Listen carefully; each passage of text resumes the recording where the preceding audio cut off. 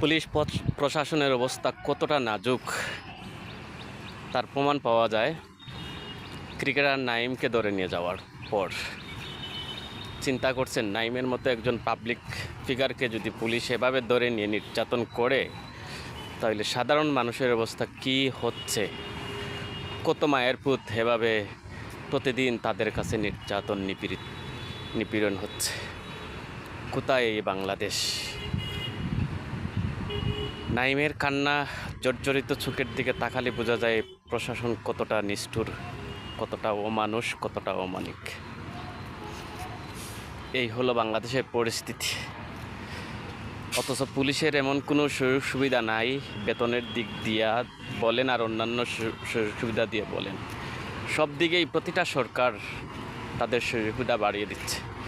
কিন্তু তাই তাদের এই অগাধ দুর্নীতি তবুও তাদের যাচ্ছে না।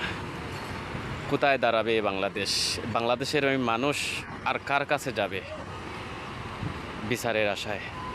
যেখানে যারা বিচার করবে তারা যদি এরকম নিপীড়ক হয়ে ওঠে, দেশের মানুষ আর কোথায় কার কাছে যাবে?